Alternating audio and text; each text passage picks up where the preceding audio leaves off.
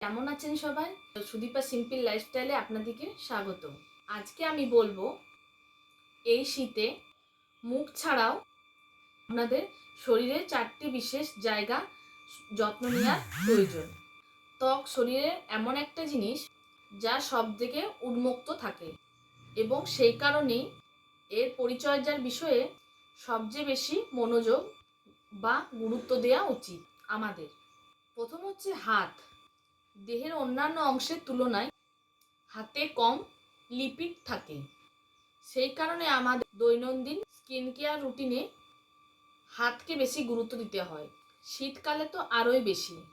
2 নম্বর হচ্ছে কনুই।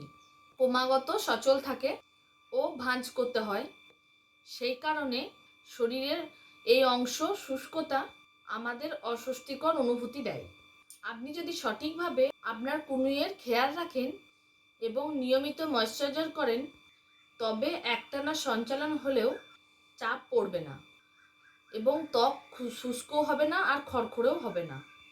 তৃতীয় হচ্ছে হাঁটু। হাঁটুর চামড়া খুব বেশি মোটাই হয়, অনেক সময় অত্যাধিক শুষ্কও হয় এবং কনুইয়ের মতো হাঁটুও ক্রমাগত সচল থাকে, সেই কারণে হাঁটুকেও ময়েশ্চারাইজার করতে হবে।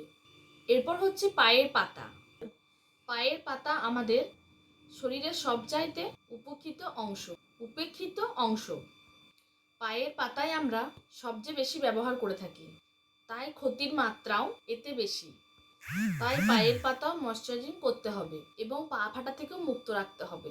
পা ফাটার দূর করার ক্রিম যদি আপনারা বাড়িতে বানাতে চান, আমার চ্যানেলে গিয়ে আপনারা পা ফাটা ক্রিমের দেখতে পাবেন যে কিভাবে আমি বানিয়েছি।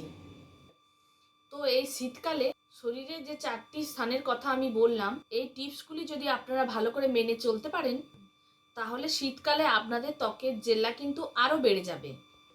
তো বন্ধুরা, ভিডিওটা যদি ভালো লেগে থাকে লাইক করবেন, কমেন্ট করবেন, শেয়ার করবেন, আর যারা নতুন দেখছেন সাবস্ক্রাইব করতে একদম ভুলবেন না। আর উপরে যে বেল আইকনটি আছে ক্লিক করবেন যাতে নোটিফিকেশনটি সবার আগে আপনার কাছে পৌঁছে যায়। তো দেখা হচ্ছে আবার নেক্সট ভিডিওতে।